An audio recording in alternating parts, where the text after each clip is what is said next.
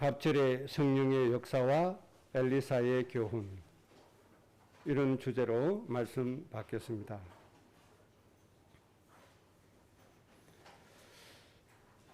중국에 모태똥이라고 하는 지도자가 있었죠.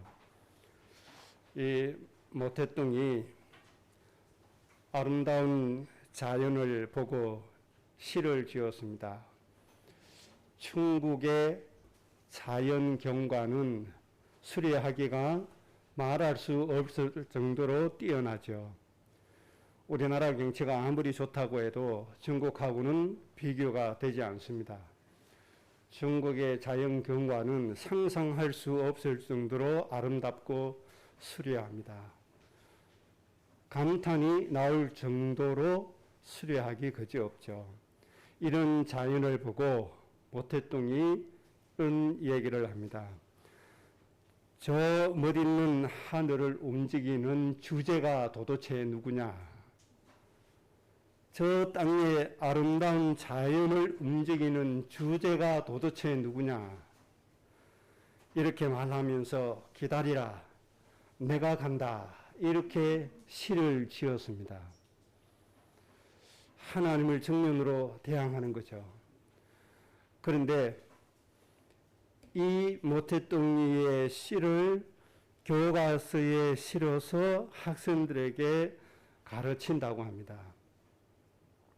그럼 지금 중국이라는 나라가 세계 두 번째로 경제 대국입니다. 하나님을 이렇게 대항하는 저 나라가 어떻게 세계에 막강한 부유한 나라가 됐나? 좀 의아심을 가질 수가 있죠. 그런데 간단하게 왜 그런지를 알 수가 있습니다. 성경의 역사를 보면 하나님께서 이스라엘 민족을 택해서 세워주셨죠. 모든 민족 위에 뛰어난 민족을 되게 하겠다고, 민족으로 되게 하겠다고 말씀하시고 또 그렇게 만들어 주셨죠. 그런데 잘 보세요. 이스라엘 민족 주변에 항상 뭐가 있었죠? 강대국이라고 하는 나라가 있었어요. 블레셋이 있었죠. 바벨론이 있었죠. 아람 나라가 있었죠. 늘 강대국이 존재했습니다. 그러면 하나님이 선택하신 이스라엘 민족 주변에 하나님이 강대국을 만들어 놓고 뭘 하셨느냐? 그걸 보면 답이 다 나와요. 뭘 하셨죠? 이스라엘이 하나님을 떠나고 하나님 원하시는 일을 하지 않을 때마다 그 강대국을 뭘로 쓰신 거죠? 해처리로 쓰신 겁니다. 그래서 불신 나라를, 강대국을 하나님이 반드시 만들어 놓으신다는 겁니다. 이것처럼 오늘날 세계 경제 대국의 저 중국이라고 하는 공산주의 국가를 하나님이 왜 만들어 놓으시느냐? 복음 맡긴 민주주의 국가들이 하나님 떠나고 제대로 하지 않을 때 뭘로 사용하시는 거죠? 채찍으로 사용하시는 겁니다. 이렇게 성경의 흐름을 보면 그 답이 딱 나와집니다. 아니, 하나님 아는 우리는 이렇게 약한데 하나님이 어딨냐? 주제는 나다! 이렇게 외치는 저 모태똥이가 다스렸던 나라는 왜 저렇게 강한 나라가 됐냐? 뭐 하나님 안 계신 게 아니냐? 하나님 우리를 축복 안 하신 게 아니냐? 이렇게 의구심이 들 수가 있다 이 말이죠. 절대로 그런 것이 아님을 여러분들 아셔야 돼요. 처음부터 끝까지 하나님은 뛰어난 민족을 만드시고 복의 근원의 민족 만들어 놓으시고 항상 하나님이 딱 대비해 놓으신 게 있어요. 뭡니까? 불신자의 강대국. 불신자의 강대국을 만들어 놓으시고 그것을 통해서 뭐 하시죠? 항상 징계를 해 나가셨다는 것을 아셔야 됩니다. 그런데 성경의 역사는 안타깝게도 하나님의 약속의 말씀, 축복의 말씀 안에서 행해지는 역사는 거의 없습니다. 하나님께서 징계하시는 역사가 거의 모든 역사의 주를 이루고 있다는 겁니다. 이게 너무너무 안타까운 현실인 거예요. 그래서 성경에 기록된 모든 여러 가지 사건, 역사들은 언제 다 일어난 것이냐? 하나님의 징계의 기간에 일어났다는 겁니다. 그런데 그 징계의 기간에 일어났던 사건들을 우리는 진짜 응답인 줄 붙잡고 나간다 이 말이에요. 그러다 보니 현대의 역사도 여전히 어떻게 가죠? 영적으로 방황하고 헤매고 있는 겁니다. 하나님이 주신 올바른 축복의 방향으로 가지 못하고 방황하고 있는 겁니다. 이런 것을 좀 넓게 여러분들이 성경을 묵상함으로 인해서 좀 보여주시기 바랍니다. 앞으로 하나님이 주신 언약의 말씀대로 선택받은 사람들이 살지 않으면 바사국처럼 블레셋처럼 바벨론처럼 이런 강대국을 통해서 반드시 징계하신다는 사실 꼭 기억해야 됩니다. 우리나라에 복음이 들어왔을 때 복음받은 지도자들이 하나님의 뜻을 행하지 않고 자기들의 이권 다툼할 때 일본이라고 하는 나라를 채찍으로 사용했습니다. 그래서 우리나라를 침략해야 하고 36년 동안 억압받게 만들었죠. 이때 누가 일어나죠? 기독교인들이 일어나서 나라를 구하겠다고 나섭니다. 독립운동한 사람들이 거의 다 기독교인들이 독립운동을 했잖아요. 그리고 결과적으로는 누구 때문에 우리가 해방되죠? 미국이 일본을 이김으로 인해서 우리가 자동적으로 해방받은 겁니다. 하나님이 강대국을 왜 세우는가? 구원받은 백성들이 제기를 가지 않을 때는 반드시 채찍으로 사용하신다는 거. 이게 하나님의 역사입니다. 이것을 좀 기본적으로 잘 보고 가야 됩니다. 이걸 안 보니까 어떻게 저렇게 부강한 나라가 되고 어떻게 저렇게 막강한 나라가 됐냐. 근본적으로 믿음까지도 흔들려 버리는 겁니다. 꼭 기억하세요. 하나님은 저 불신자 나라를 만들어서도 하나님의 뜻을 이루어 가십니다. 그게 누구죠? 대표적인 사람이 고레스 왕입니다. 그 나라가 어디죠? 바사국입니다. 지금의 이란. 고레스라고 하는 이 왕을 통해서 하나님의 뜻을 이루어 가십니다. 하나님은 항상 그렇게 하십니다. 선택받은 민족 옆에다가 무엇을 만들어요? 강대국을 만드는데 그 강대국이 뭐다? 하나님이 쓰시는 채찍이다. 하나님의 엘리사가 내가 이제 죽겠습니다. 그렇게 했을 때 답을 주시죠. 두 왕을 세워라. 그리고 제자 엘리사를 세워라. 그렇게 말씀하시죠. 그 두 왕이 어떤 일을 하는지 압니까? 이 두 왕이 앞에 있는 왕들을 죽이고 자기가 왕이 되고 이런 일을 합니다. 그런데 그 두 왕이 바로 하나님의 채찍으로 쓰임 받은 왕들입니다. 하나님이 엘리야에게 그런 왕들을 세우라고 하신 겁니다. 그리고 무엇으로 사용하죠? 채찍으로 사용하신 겁니다. 인간 중심의 시대가 된 것이 문제입니다. 교회도 인간 중심이 되고 인간 중심이 되니까 교회도 뭘 위주로 가죠? 경제 중심으로 가버립니다. 경제가 목적인 시대가 돼버렸습니다. 그래서 이제는 우리가 뭘 해야 되죠? 빨리 하나님 중심의 시대로 옮겨가야 됩니다. 빨리 우리가 영적으로 각성되어서 하나님이 모든 걸 주관하시고 하나님 편에서의 올바른 믿음이 되게 해야 되고 하나님 편에서의 역사가 되게 만들어야 됩니다.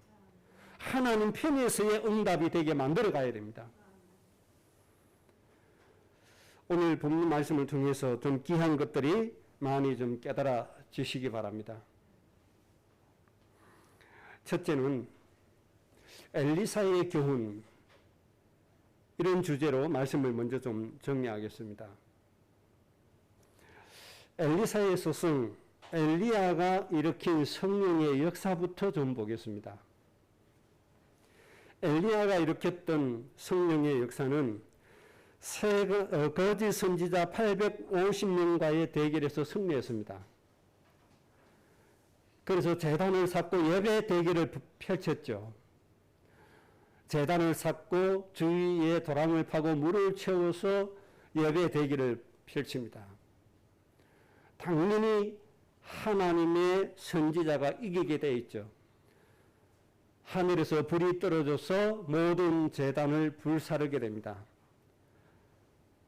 그리고 엘리야가 뭐 하죠? 거짓 선지자 850명을 전부 다 살해해 뿌립니다. 다 죽여 뿌렸습니다. 이게 엘리야의 성령의 역사입니다. 그 다음에 엘리야의 성령의 역사가 또 한 가지 있죠. 너무 백성들 보니까 악하게 보인단 말이에요. 그래서 하나님 앞에 기도했습니다. 하나님 이 땅에 기근이 임하게 해달라고 기도해버리죠. 이 땅에 기근으로 고통받게 해달라고 저주해버리니까 3년 6개월 동안 비도 있을 때 물방울도 하나 떨어지지 않았다. 그렇게 기록하고 있습니다. 이렇게 되다 보니까 얼마나 살기가 고통스럽습니까? 엘리야가 다시 하나님 앞에 기도합니다. 하나님 이제는 비를 주옵소서 하니까 손바닥만한 구름이 떠오르더니 소낙비가 쏟아지기 시작을 하죠. 이것이 엘리야가 누렸던 성령의 역사입니다. 그런데 엘리사가 이 엘리야의 성령의 역사의 응답을 자기에게 어떻게 달라? 갑절로 달라. 그렇게 성경에 기록되고 있습니다. 우리는 이 부분에 은혜 많이 받죠. 하나님이 성령의 역사를 갑절로 주셨다. 성령의 감동을 갑절로 주셨다. 이 은혜를 받아라. 아멘. 신나게 그렇게 하잖아요. 맞습니다. 우리 힘으로 안 되니까 갑절로 받아야 됩니다.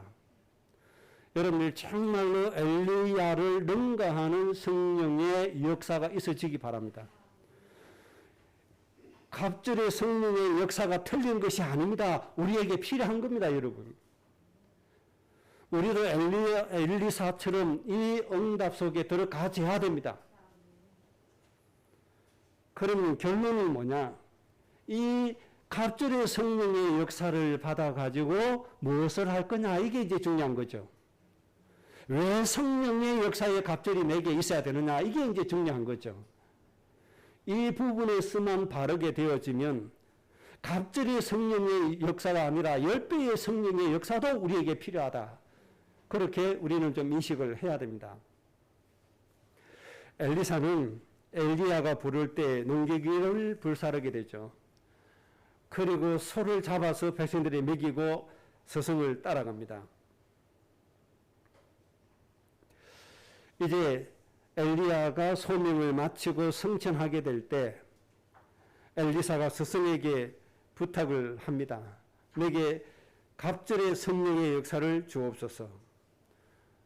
내게 갑절의 성령의 역사를 주옵소서.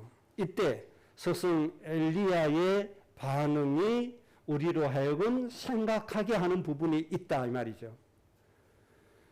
열왕기하 2장 10절에 엘리야가 이렇게 엘리사에게 말을 합니다. 네가 나에게 참으로 어려운 것을 구하는도다. 그렇게 답변을 합니다. 네가 참으로 어려운 것을 내게 구한다. 이 어렵다는 단어 속에 많은 의미가 내포되어 있는 겁니다. 그런데 긍정적인 부분이 내포되어 있는 게 아니고 약간의 부정적인 부분이 내포되어 있다는 겁니다. 긍정적이고 좋은 부분이 내포되어 있다면 엘리야가 뭐라고 해야 돼요? 그래, 갑절뿐만 아니라 그보다 더한 것도 내가 마땅히 너에게 줘야 된다. 왜? 제자니까. 하나님의 일을 이룰 사람이니까. 그래야 마땅한 게 아니겠습니까? 우리의 후대들이 정말 올바른 일을 하고 정의로운 일을 하고 많은 사람을 살리기 위해서 나가는데 뒤에서 조금만 주시겠습니까? 올바른 일을 한다고 하면 가진 모든 것을 다 후원해 주는 거 아닙니까?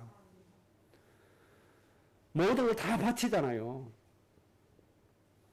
선교사님들이 선교 현장에서 목숨 걸고 사역하는데 그걸 아는 우리가 그냥 정기적으로 주는 거 뭐 조금 그것만 주고 맙니까? 그렇지 하지 않잖아요. 어떻게 하죠? 내 가진 것 모든 걸 다 주잖아요. 줄 수 있는 만큼에 다 주게 돼 있잖아요. 이게 정상적인 거 아닙니까? 그런데 엘리야가 엘리사를 봤을 때는 그런 마음이 없는 거예요, 지금. 엘리야가 누렸던 갑절의 성령의 역사를 제자 엘리사에게 줄 만한 마음이 지금 없는 거예요. 부담이 되는 거예요. 그래서 너가 참으로 어려운 것을 구하는구나. 이렇게 대답을 했다는 겁니다. 그래서 성천하기 전에 길갈에서 엘리사에게 얘기를 합니다. 너는 여기서 기다리라. 그렇게 하니까 계속 보챕니다. 아닙니다. 스승님, 저에게 갑절의 성령의 역사를 주옵소서. 엘리야가 또 얘기합니다. 기다리라. 끝까지 갑절의 역사를 달라고 쪼릅니다. 할 수 없이 엘리야가 베델로 갑니다. 베델로 가니까 엘리사가 베델까지 따라옵니다. 따라와서 또 요구합니다. 갑절의 성령의 역사를 내게 주옵소서. 엘리야가 또 대답합니다. 내게 참으로 어려운 것을 구한다. 엘리야는 죽지 않고 성천한 하나님의 사람이 아닙니까? 힘이 없겠어요? 역사가 없겠어요? 능력이 없겠어요? 다 있어요. 그런데 제자 엘리사가 구하는 것이 너무 부담스러운 거예요. 그 다음에 엘리야가 어디로 가죠? 여리고로 갑니다. 여리고까지 따라옵니다. 성령의 역사를 내게 갑절로 허락해 주옵소서. 엘리야는 또 부담됩니다. 여기서 기다리라 이 사람아. 참으로 나에게 어려운 것을 구한다. 여기서 좀 기다리라.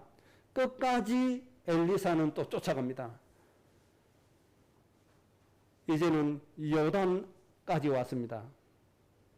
요단에 왔는데 이 엘리사가 요단까지 쫓아와서 또 얘기합니다. 내게 갑절의 성령의 역사를 주옵소서. 스승님의 갑절의 성령의 역사를 내게 주옵소서. 엘리야가 또 얘기합니다. 기다리라 이 사람아. 내게 따라오지 마라. 그리고 할 수 없이 엘리야가 이제는 옷을 벗어놓고 성천하시게 되죠. 성천하게 되죠. 그 옷을 엘리야가 짚고 요단강을 치니까 요단강이 갈라졌다. 이렇게 해서 엘리사는 엘리야의 갑절의 성령의 역사를 소유하게 됩니다. 그런데 여기에서 왜 엘리야가 참 어려운 것을 구하는도다라고 했을까? 자기 제자에게 기쁨으로 자기의 모든 능력을 다 주고 가면 얼마나 좋겠습니까? 그렇지를 못하고 왜 그렇게 부담스러워 했을까? 그것을 좀 우리가 생각을 해야 될 필요가 좀 있는 겁니다. 그 다음에 이 엘리사가 갑절의 성령의 역사를 받고 난 다음에 한 일이 도대체 뭐냐? 그걸 잠깐 좀 살펴보겠습니다. 제일 먼저 한 일이 그 성읍의 물을 고쳤다. 여리고에서 사람들이 옵니다. 우리 위치는 참 좋은데 물이 나빠서 좀 어렵습니다. 그렇게 하니까 엘리사가 뭘 하죠? 소금을 가져와라. 샘물에 가서 뿌리니까 그 물이 어떻게 됐다? 참 좋은 물이 되어졌다. 이게 첫 번째 한 일입니다. 그 다음에 두 번째 한 일이 오늘 읽은 본문의 말씀입니다. 열왕기하 2장 23절 24절. 엘리사가 지나가는데 동네 아이들이 많이 모여 놀았나 봐요. 그런데 엘리사가 대머리잖아요. 그런데 아이들이 대머리 아저씨 엘리사를 놀린 거예요. 대머리 아저씨 올라가세요. 대머리 아저씨 올라가세요. 이렇게 하니까 엘리사가 어떻게 하죠? 화가 난 거예요. 마음의 분노가 나온 거예요. 그래서 여호와의 이름으로 자기를 놀리는 아이들을 여호와의 이름으로 저주를 했다. 그랬더니 암곰이 2마리 나와서 42명의 아이들을 찢었다. 물어 죽인 정도가 아니고 아이의 몸 자체를 막 찢어버렸단 말이에요. 곰이. 이게 두 번째 일어난 기적입니다. 저는 여기에서 이 사건에서 엘리사의 영적인 상태가 나왔다고 봅니다. 이 사건에서 엘리사의 가치관이 나왔다고 생각합니다. 여기에서 이 사건에서 엘리사의 진짜 믿음의 본심이 나와져 버린 겁니다. 본심이 뭐겠어요? 일단은 화가 났으니까 여호와 이름으로 저주하는 게 맞잖아요. 아이들이 놀리는 것에 대해서 엘리사의 중심에 화가 나고 분노가 나서 여호와의 이름으로 저주했다. 이 말은 무슨 말입니까? 자기 중심이었다 이 말이에요. 자기의 자존심이 중요했고 자기의 명예가 중요했고 자기의 이름이 더 소중한 사람이에요.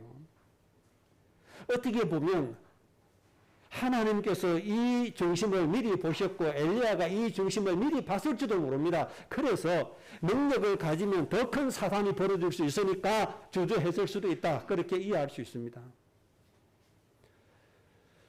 저는 여러분들이 엘리야의 성령의 역사 100배, 1000배로 누리시기를 정말 소원합니다.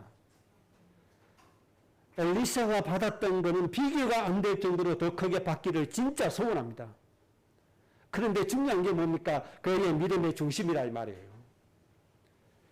이 엘리사처럼 육신의 이유를 가지고 성령의 역사의 갑절을 받았다. 그 성령의 역사를 가지고 아이들을 죽이게 만든다 이 말이에요. 과연 이런 성령의 역사는 우리에게 필요한가? 생각해 볼 필요가 있습니다. 과연 이런 갑절의 축복이 우리에게 필요하냐? 사람 살리는 성령의 역사의 갑절이 되어야 되지 아이들을 죽이는 성령의 역사의 갑절이 되면 안 된다 이 말이에요. 그런데 안타깝게도 엘리사는 살리는 성령의 갑절의 역사가 아니고 죽이는 성령의 갑절의 역사였다. 그래서 여기에서 중요한 게 뭡니까? 성령의 역사가 있다 없다 이게 중요한 게 아니잖아요. 하나님이 주신 은혜를 받아서 뭘 하느냐 이게 중요하다 이 말이에요. 그 어마어마한 성령의 역사를 가지고 내가 뭘 하는데 사용하느냐 이게 중요하다 이 말이에요. 엘리사처럼 자기 육신의 소욕을 위해서 사용한다. 그러면 어떻게 돼요? 이거는 축복이 아니고 글자 그대로 저주가 되는 거예요. 갑절의 성령의 역사가 축복이 안 되고 저주가 되는 이 현상입니다. 그 이 현장 엘리사가 두 번째 기적으로 만들어낸 겁니다. 그리고 철없는 목사님으로 얘기합니다. 주의 종들에게 대들지 마 이렇게 주고 이랍니다. 그래서 성도들 꼼짝 못하게 만들어 버립니다. 그 얘기가 아닙니다 지금. 주의 종 엘리사 중심이 이미 틀렸다 말이에요. 그걸 말하는 것이지 주의 종에게 대들었더니 죽었다 이게 말이 아닙니다. 그래서 엘리야가 제자 엘리사에게 갑절의 능력을 달라고 할 때, 역사를 달라고 할 때 주저한 겁니다. 이게. 이미 이 영적인 중심을 보았기 때문에.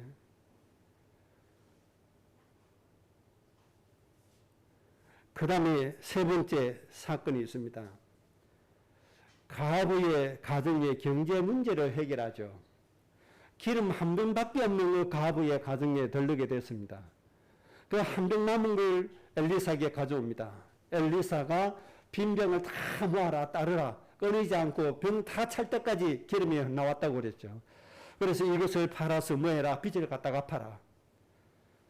가정의 경제 문제를 해결했습니다. 이런 능력 여러분들 필요해야 안 해요? 여러분들 필요합니다. 필요하는데 왜 이것을 사용해야 되느냐? 내 명예를 위해서 사용하느냐? 정말 죽어가는 현장을 위해서 사용하느냐? 여기에 따라서 그 가치가 달라지는 겁니다.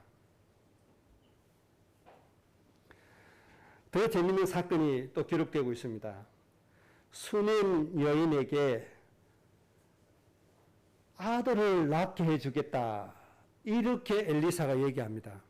그런데 이 수넴 여인의 부부는 아들 낳는 것을 달가워하지 않아요.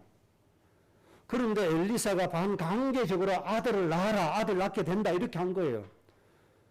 마지 못해서 아들을 낳았어요. 어느 정도 크다가 이 아들이 죽어버렸어요. 이 죽은 아들 집에 엘리사가 왔어요. 죽은 아들 또 살려놨어요. 과연 이것이 무슨 의미가 있을까? 안 낳겠다고 하는 가정에 가서 단 떠밀어서 아들을 낳으라고 해서 아들을 낳았는데 그 아들이 죽었다. 죽은 아들을 이 엘리사가 가서 살렸다. 이게 도대체 무슨 의미가 있냐 이 말이에요. 사람들은 이런 엘리사를 칭송하고 노래하겠죠. 위대한 주의 종이 나타났다. 죽었던 사람도 저 집에 아들도 살리는 위대한 선지자가 나타났다. 수많은 사람들이 따르겠죠. 참 위대한 능력자가 나타났다고 얘기는 하겠죠. 생각해보세요. 안 그렇겠습니까? 하나님하고 무슨 상관이 있냐 이 말이에요. 이것이. 여러분에게 이런 능력 필요합니다. 여러분 가문에 의술로도 안 되고 이래도 안 되고 저래도 안 되는데 여러분의 기도로 죽어가는 사람 살렸다. 하나님의 영광 가문에 나타납니다. 이런 응답이 필요 없다는 얘기 아닙니다. 지금. 이런 능력이 우리에게 필요해 안 해요? 필요합니다. 필요한데 지금 엘리사의 믿음 중심을 지금 얘기하는 겁니다. 중요한 건 하나님의 능력도 중요합니다. 그러나 더 중요한 게 뭐가 더 중요하죠? 그것을 받은 사람의 믿음의 중심, 동기, 이유. 이게 중요하다 그 말입니다. 자기 개인 부귀영화, 개인 이름을 위해서 하나님의 능력 나타내고 성령의 역사 나타내는 거, 그거는 아무런 가치가 없는 겁니다. 사람들이 구름 뜻같이 따라오는 것은 맞습니다. 그러나 하나님 보실 때는 의미가 없습니다. 모든 주권을 가지고 계신 하나님 편에서 볼 때는 의미가 없는 거예요. 그래서 여기에 역사 일어난다, 저기에 역사 일어난다. 우리는 잘 분별하고 가야 됩니다. 역사 일어난다 그러면 무조건 우르르 따라갑니다. 역사 일어난다. 그 역사 일어나는 것 자체가 하나님의 축복인 줄 알고 움직여 갑니다.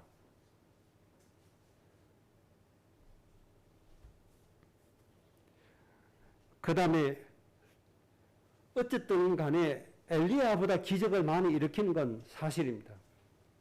사람들이 기근이 들어서 먹을 것이 없으니까 들에 가서 풀을 베다가 국을 끓여 먹는데 그 안에 독초가 들어가 버렸어요. 이 독초가 들어가니 우리 먹을 것이 없습니다. 엘리사에게 부탁하니까 밀가루를 좀 가져와라. 밀가루 넣어서 기도하니까 해독이 다 돼버리고 양식이 돼져버린 겁니다. 이런 능력 여러분에게 필요해야 안 해요? 필요합니다. 필요한데 내 믿음의 중심이 도대체 뭐냐? 이게 중요하다 이 말이에요. 보리떡 20개와 채소 한 자루를 가지고 100명의 사람을 먹게 하고 남게 했습니다. 예수님의 오병이의 기적처럼 이런 기적도 나타냈습니다. 이런 기적이 여러분에게 필요합니다. 우리 집은 1년의 경제의 규모가 1억도 안 되는데 저 선교 현장에서 죽어가는 수많은 사람, 수만 명의 영혼을 살렸다. 그게 바로 오병이의 기적입니다. 할 수 있어요, 없어요? 하고도 남아요. 왜 못합니까? 제가 늘 얘기하잖아요. 아프리카 선교 현장, 이영호 성사님 후원할 때 제가 그때 담임 목회한 것도 아니고 몇 사람의 후원을 모아서 저 아프리카 현장에서 사역을 하는데 수많은 영혼이 살아날 수 있도록 하나님 역사하신다니까요. 이런 오병이의 기적이 필요하네요. 필요해요. 여러분이 앞으로 이런 은혜로 좀 많은 사람 좀 살리시기 바랍니다. 우리 집에 작은 경제 가지고 수많은 사람 살리는 이 역사에 좀 축복을 누리시기 바랍니다. 그런데 중요한 건 뭐라고요? 믿음의 동기가 중요하다. 내 육신의 이유인가 하나님의 동기인가? 이게 이제 중요한 거잖아요. 그 다음에 우리가 흔히 잘 아는 그 이야기죠. 하나님이 쓰시는 아람나라, 도구로 쓰시는 아람나라, 이스라엘을 두들겨 패는 데 쓰시는 아람나라. 이 아람나라의 장군이 누구죠? 나아만 장군. 문둥이에 걸렸어요. 포로로 잡혀간 이 종 여자아이가 우리 고향의 엘리사 선지자에게 가면 낳습니다. 그 얘기 듣고 나아만이 가죠. 엘리사가 저 요단에 가서 몸을 씻어라. 나아만이 요단에 가서 3번 몸을 씻고 고침받게 되죠. 엘리사가 일으킨 기적입니다. 이 세상의 불치병도 고칠 수 있는 기적 여러분들에게 필요합니다. 이런 성령의 역사 여러분에게 필요합니다. 여러분들 꼭 받으시기 바랍니다. 엘리사보다도 10배, 20배 이상 받으시기 바랍니다. 그래서 가문 살리고 지역 살리고 모든 민족 살리는 그런 응답 속에 들어가야 됩니다. 그 다음에 물에 빠졌어요. 뭐가요? 새 도끼가. 나무 하다가 손에서 빠져나 물에 빠져버렸어요. 큰일 났어요. 이 기름 나라 이거 도 하나밖에 없는 도끼 이걸 가지고 지금 나무를 베서 팔고 해서 경제 회복해야 되는데 이 도구가 빠져버렸단 말이에요. 엘리사에게 부탁하니까 엘리사가 어떻게 해요? 또 하나님의 기적으로 물에 또 오르게 합니다. 또 건져내 줍니다. 이런 기적들 스승 엘리야로부터 갑질의 성령의 역사 받아서 현장에서 많이 일으키고 있습니다. 그 다음에 아람 군대 물리친 건 뭐 여러분들 이미 잘 알고 계시죠. 아람 군대들이 아무리 전략을 채워도 엘리사가 이미 하나님의 은혜로 다 깨뜨려 보잖아요. 거기에 대해서 대비책을 세워서 아람 군대를 쳐들어올 때마다 다 이겨버리잖아요.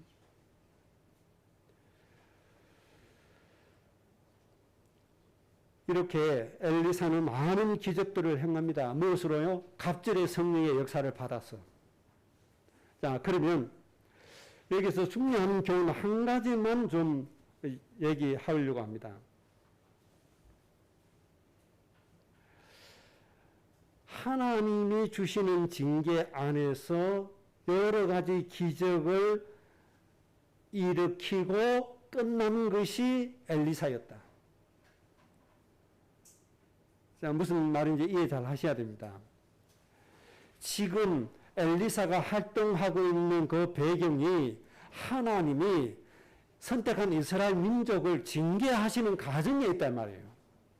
그 과정에서 몇 가지의 기적을 일으켰다. 그리고 그것으로 끝났다. 다시 말씀드리면 하나님께서 이루시려고 하시는 하나님의 나라의 일과는 상관없이 끝나버렸다. 하나님이 이루시고자 하시는 그 언약을 위해서 좀 쓰임받고 그 언약을 위해서 해야 될 텐데 그것과는 상관없이 끝나고 말았단 말이에요. 이게 참 안타까운 현실입니다. 이게 누구죠? 이스라엘 나라잖아요. 하나님이 이스라엘 나라를 축복해 주셔서 하나님의 일을 이 지구 위에 온 땅에 이루시기를 원하시는데 모든 축복 다 받아놓고 하나님의 언약과는 상관없이 끝나버렸단 말이에요. 그래서 하나님이 저 이스라엘 백성들을 누구를 통해서요? 저 독일군을 통해서 또 징계를 하셨잖아요. 그래서 한꺼번에 600만 명 학살당하도록 하나님이 그렇게 저 독일을 도구로 사용하신 거잖아요. 하나님이 항상 이렇게 하신다는 걸 알아야 됩니다. 앞으로 미국이나 한국이나 정말 하나님이 원하시는 언약 저버리고 육신으로 가면 강대국 중국을 통해서 하나님 징계하실지 모릅니다. 역사는 반복되어집니다. 항상 잘 봐야 됩니다. 저 북한의 핵을 통해서 징계하실지 모릅니다. 그건 아무도 모릅니다. 그래서 이제는 우리가 뭘 해야 되느냐? 하나님이 주신 축복 좋다. 그거 붙잡고 헤매지 말고 하나님이 우리에게 기적을 주셨다. 그걸 보고 방황하지 말고 뭐 해라? 하나님이 하시는 일을 제대로 찾아라. 하나님이 우리 가정 나를 통해서 무엇을 이루기를 원하는지를 좀 찾아라. 이걸 저버려 놓고 하나님이 주시는 기적, 축복 거기에 매달린다고 하면 하나님이 강대국을 통해서 또 징계 속에 들어갑니다. 성경의 역사를 그렇게 보고도 모릅니까? 이 하나님은 1.1억도 변함이 없다고 말씀했어요. 하나님은 처음과 나중이라고 말씀했어요. 모든 것 하나님이 여정 속에 다 있어요. 이 땅을 움직이는 주제가 누구냐? 비키라, 바로 나다. 이렇게 외친 나라가 저 중국이에요. 지금도 후대들이 그걸 가르치고 있어요. 이런 나라가 지금 세계 경제를 움직이고 있어요. 세계 강대국이 됐어요. 복음 전합니까? 절대로 복음 전하지 못하게 합니다. 하나님 믿게 합니까? 절대로 하나님 믿지 못하게 합니다. 그럼 왜 저렇게 부강한 나라냐? 하나님이 선택한 민족들이 딴짓할 때 그 막강한 힘 가지고 징계를 해야 되니까. 빨리 우리는 하나님 중심으로 돌아가셔야 됩니다. 그래서 다시 말씀드립니다. 엘리사는 자기 중심이었다. 육신이 되었다. 육신적인 이유 가지고 갑질의 성령의 역사 가지고 이스라엘 아이들을 죽음으로 내몰았다. 자기를 놀리는 것에 대해서 분노로 대응했다. 정상적인 사람 같으면 분노로 대응하지 않죠. 아이고 이 저러는 아이들아. 그래 나는 대물이지만 지금 하나님의 일을 지금 수행하고 있다. 아이들 너들도 가서 하나님의 일을 해라. 축복해 줘야 될 거 아닙니까? 그런 중심이 없었다 이 말이에요. 가장 기본적인 것조차도 없어요. 동네 우리가 옛날 또 동네 어른들 많이 놀렸거든요. 아저씨하고 막 놀렸어요. 그럼 동네 아저씨는 뭐라고 얘기하죠? 아, 예, 알았다. 아이고, 너희들이 철이 없구나. 이러고 그냥 웃고 넘깁니다. 엘리야는 얼마나 육신의 동기가 강했던지 자기 육체의 약점 대머리 그거 놀렸다고 저주해가지고 아이들을 42명이나 죽게 하는 이런 중심. 여기에 하나님의 축복이 없어요. 하나님의 성령의 역사가 없어요. 뭐가 없어요. 다 있단 말이에요. 이걸 가지고 뭐 하냐 이 말입니다. 여러분 하나님의 축복 왜 받으려고 해요? 하나님의 이 가정에 왜 축복해 주시기를 원하세요? 내 육신의 욕심 때문에 그걸 원한다면 엘리사와 똑같은 거예요 지금. 이런 건 필요하지 않고 뭐가 필요해요? 하나님이 하시려고 하시는 일을 이루는데 좀 쓰임 받아야 될 거 아닙니까? 우리 후대들이, 우리 가정의 후대들이 앞으로 세상의 통치자, 권세자 머리 위에 서서 세상을 살려야 되는데 갑절의 성령의 역사 필요해요, 안 해요? 필요합니다, 여러분. 그보다 더한 것도 필요합니다. 하나님은 앞으로 주실 줄로 믿습니다. 세 번째 중요한 부분입니다. 거기 두 번째입니다. 하나님이 신뢰를 하실 수 있는 사람의 원칙이 있습니다. 하나님이 신뢰하시는 원칙. 이것을 여러분들이 좀 중요하게 생각을 해야 됩니다. 이 하나님이 신뢰할 수 있는 원칙을 가진 사람이 언약을 이룰 수가 있습니다. 다시 말씀드리면 엘리사에게는 뭐가 없어요? 언약을 이룰 수 있는 응답이 없단 말이에요. 모든 민족을 살릴 만한 그게 없어요. 42명 아이를 죽게 했는데 그 42명의 아이에 대해서 엄마의 심정 없고 아버지의 심정이 없어요. 너까지들이 뭔데 나를 놀려? 감히 나를 놀려? 하나님의 정 나를 놀려? 여호와 이름으로 저주받아라.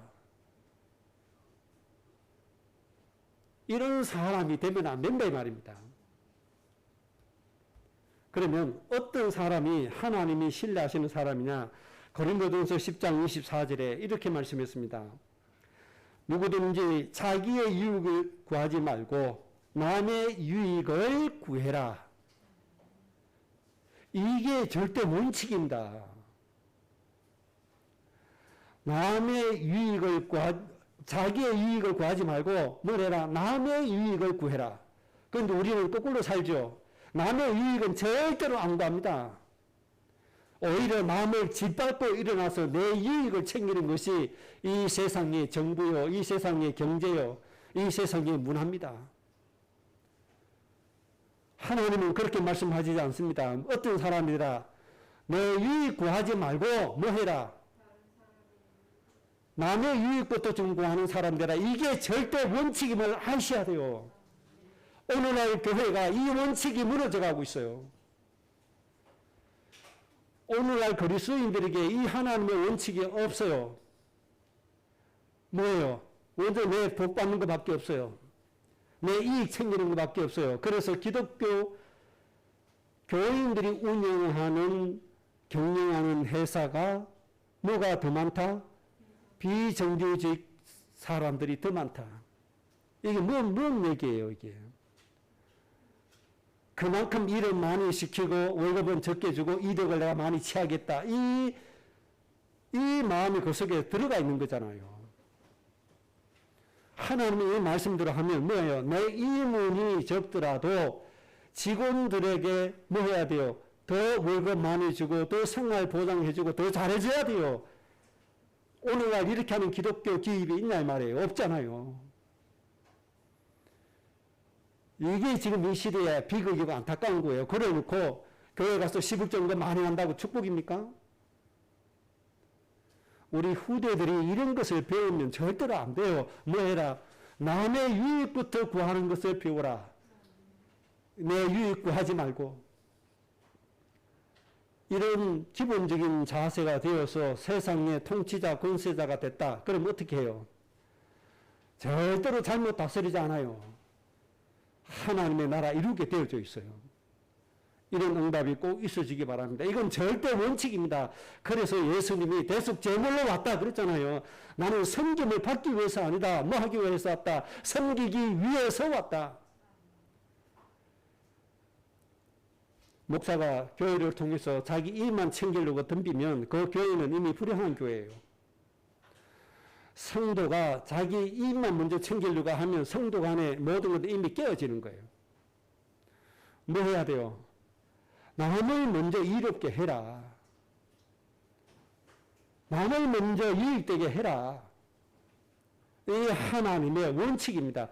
이 자세 여러분들 꼭 좀 지키시기 바랍니다. 이 마음 제발 좀 가지고 사세요. 고린도전서 10장 31절에 먹든지 마시든지 무엇을 하든지 다 하나님의 영광을 위해서 해라. 먹든지 마시든지 무엇을 하든지 다 전부 다 이거는 하나님의 영광을 위해서 해라. 그 방법이 뭐죠? 신자든 불신자든 우리나라 사람이거든 외국 사람이거든 모든 사람 앞에 방해되는 사람 되지 마라. 나를 먼저 기쁘게 하지 말고 다른 사람을 먼저 기쁘게 해라.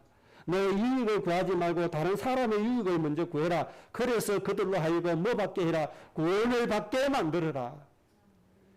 이게 하나님의 영광을 위해서 하는 삶입니다. 여러분들 꼭 그렇게 하시기 바랍니다. 나를 위하지 않고 다른 사람을 위한 것이 하나님이 신뢰하시는 원칙이고 기준입니다. 하나님 똑똑한 사람, 실력 있는 사람, 능력 있는 사람, 그런 사람 원치 않습니다. 하나님의 백성을 위해서 사는 사람을 하나님이 축복합니다. 중국에 무왕이라고 하는 나라가 있을 때 중국의 그 나라는 태평성대가 되어졌습니다. 그런데 무왕은 어떤 정치 이념을 가지고 있었는가 하니까 하늘은 백성들이 원하는 것을 이룬다. 이게 그 사람의 통치 이념이었어요. 하늘은 백성들이 원하는 걸 이루기 때문에 백성들이 원하는 걸 해야 된다. 이게 왕의 자세였습니다. 그래서 백성을 두려워한 겁니다. 그래서 자기 일을 먼저 생각하지 않고 백성들의 입장을 먼저 생각했습니다. 우리나라도 그런 왕이 있었죠. 누굽니까? 세종대왕. 그를 몰라서 힘들게 사는 저 우리 백성들을 위해서 그 수많은 방해를 뚫고 뭐 만들죠? 한글을 만들잖아요. 딱 전문이 나오죠. 이유가 나오죠. 한글을 창시한 이유를 딱 못 박았습니다. 백성들을 뭐해서 불쌍히 여겨서. 그러나 백성들의 일을 위해서 했단 말이에요. 앞으로 우리 후대들이 이런 왕이 될 줄로 믿습니다. 정말 저 백성을 섬기고 백성을 위해서 생을 거는 이런 사람이 앞으로 지도자가 되어야 됩니다. 그래야 나라 살려서 세계 살릴 수 있습니다. 자, 그러면 성경에서 예를 들어서 한번 보겠습니다. 솔로몬에게 하나님께서 모든 것을 다 쏟아부어 주셨죠. 열왕기상 3장 9절에서 14절 오늘 집에 가서 한번 읽어보세요. 솔로몬이 구하지 않은 부와 영화와 모든 것을 다 주셨고 이 세상에서 가장 뛰어난 사람이 되게 해주겠다. 유일한 사람이 되게 해주겠다고 말씀했습니다. 이 말씀하신 이유가 뭔지 압니까? 솔로몬이 일천번제 드리면서 하나님께서 물었습니다. 내가 너에게 뭘 해주기를 원하느냐. 이때 하나님 저는 지혜가 없어서 백성들을 잘 다스리가 없으니 저 백성들을 다스릴 수 있는 은혜 달라고 기도했습니다. 이때 하나님이 감동하셨습니다. 너희의 일을 구하지 않고 너를 위하여 구하지 않고 백성을 위하여 구하니 정말로 내 마음이 기쁘다. 그래서 솔로몬에게 네가 구하지 않는 모든 것을 내가 다 주겠다. 세상에서 유일한 사람이 되게 해주겠다. 그 축복을 솔로몬에게 쏟아부어 주신 겁니다. 여러분의 가정이 이 응답 속에 들어가시기 바랍니다.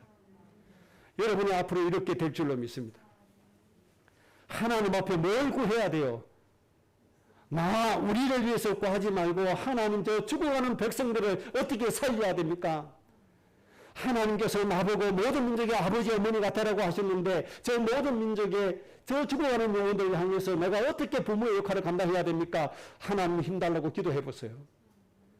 하나님 경제부터 시작해서 세상의 권력까지 모든 것 다 하나님 안겨주실 겁니다. 이 축복으로 여러분의 가문이 영광 가운데 빛나시기를 바랍니다. 하나님은 앞으로 그렇게 축복하실 겁니다. 오늘 결론입니다.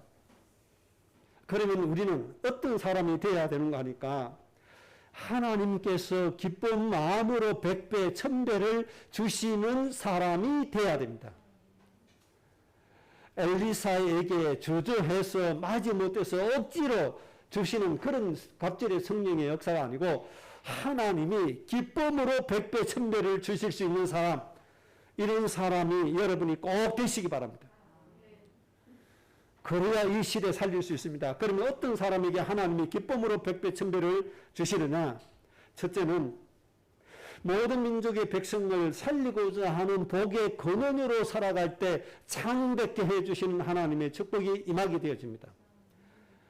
엘리사처럼 내 이가 아니고 내 자존심이 아니고 내 육신의 동기가 아니고 하나님의 저 죽어가는 백성들을 위해서 복의 근원으로 살겠다고 하면 하나님이 창백케 해주십니다. 하나님, 우리가 별미에 빠지지 않고 하나님이 외치신 천하 만민을 살리게 해 주옵소서. 저 천하 만민을 살릴 수 있는 인생을 살게 해 주소 하면 하나님이 뭐 주세요? 100배를 하나님이 기쁨으로 주시게 되어 있습니다. 이 100배 아니면 하나님의 언약 이루지 못합니다. 그래서 우리에게 뭐가 필요해요? 이 100배가 필요합니다. 여러분 꼭 천하 만민을 살릴 수 있는 사람 되시기 바랍니다.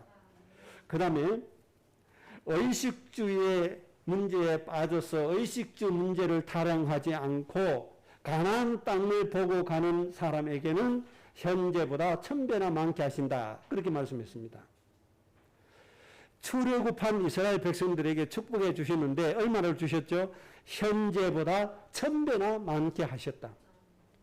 기쁨으로 주시는 대상이 되어야 됩니다. 그런데 안타깝게도 하나님이 이삭에게 쏘았어요. 출애굽한 이스라엘 백성들에게 쏘았어요. 하나님의 백성을 살리라고 주셨는데 별미 타령하다 끝났고 육신에 먹는 거 입는 거 그 타령하다 끝나버렸다 이 말이에요. 그래서 이제는 함부로 하나님을 막 주시는 거 아니에요. 하나님이 살펴보십니다. 이제는 하나님 하도 쏘아서 도금하고 아무나 막 안 주십니다. 중심을 세밀하게 살피십니다. 진짜 하나님의 백성을 살리는 인생이 맞냐 안 맞냐 이거 보십니다. 하나님의 마음에 합하면 100배, 1000배, 만배로 하나님이 역사하실 줄로 믿습니다. 그리고 창세기 17장 4절 6절 말씀처럼 부모의 심정으로 죽어가는 모든 영혼들을 가슴에 품는 사람. 가장 쉽게 얘기하면 오늘도 5만 명이 죽어가잖아요. 그 죽어가는 영혼을 내 자식처럼 가슴에 품고 그들을 살리라고 기도하는 사람. 이런 사람에게는 하나님 뭐 주세요? 100배, 1000배, 만배나 주시게 되어 있습니다. 하나님이 이렇게 기쁨으로 100배, 1000배 주실 수 있는 사람 여러분들 꼭 되시기를 주의 이름으로 축복합니다. 다시 말씀드립니다. 여태껏 하나님이 썩어오셨기 때문에 이제는 하나님이 함부로 그렇게 아무나 막 주시지 않을 겁니다. 세밀하게 살펴보실 겁니다. 우리의 믿음의 중심, 마음의 중심, 생각의 중심을 세밀하게 살펴서 하나님이 주실 겁니다. 믿음 중심이 잘못되면 하나님께서 바짝 마르게 해버려야 돼요. 그래서 진짜 속된 말로 거지되게 해야 돼요. 그래야 정신 차리니까. 그래야 하나님 앞에 돌아오니까. 그래야 육신이 되어서 마귀 나라 안 만들 거니까. 하나님이 넘치게 주시는 거, 많이 주시는 거, 거기에 빠져가지고 그게 진리인 것처럼, 그게 전부 다인 것처럼 방황하고 헤매고 사는데, 그렇게 하면 이 세상에 마귀의 나라 이길 수가 없어요. 사람 죽이는 저 흑암의 나라 이길 수가 없어요. 정말 하나님 하시고자 하시는 이유가 여러분의 모든 이유가 되시기 바랍니다. 하나님의 일을 이루는 것이 뭐가 되어야 돼요? 내 인생의 이유가 되어져야 되고, 내 믿음의 이유가 되어져야 되고, 내 중심이 되어져야 됩니다. 그래서 하나님이 여러분에게 기쁨으로 성령의 갑절의 응답을 주실 수 있는 사람 꼭 되시기를 주의 이름으로 축복합니다. 합심으로 기도하겠습니다. 하나님의 일을 이룰 수 있는 사람으로 축복하옵소서. 기도하십시다. 하나님 아버지, 하나님의 은혜 감사드립니다. 주여 축복하여 주옵소서. 많이 받고 적게 받고가 중요한 것이 아니라 무엇을 위해서 하나님 앞에 응답을 받고 축복을 누리는가가 중요한 줄로 믿습니다. 하나님의 백성을 살리고 하나님의 나라를 이루는 것에 우리의 생명을 드릴 수 있도록 하나님께서 축복하여 주옵소서. 예수님의 이름으로 기도하옵나이다. 아멘. 기도수첩 이번 주간에 구입하도록 하겠습니다. 54장 찬송 드리고 예배 마칩니다. 무덥다고 해서 예배 게을리 하면 안 됩니다. 가정에서 개인 예배도 꼭 성공하시기 바랍니다. 인도 역사하심의 축복이 갑절의 성령의 역사의 응답을 누려 가문의 모든 생명을 살리고 하나님의 모든 백성들을 살리기를 소원하는 주의 백성들의 가문과 가정과 성업과 후대 위에 지금부터 영원토록 항상 함께 있을지어다. 아멘.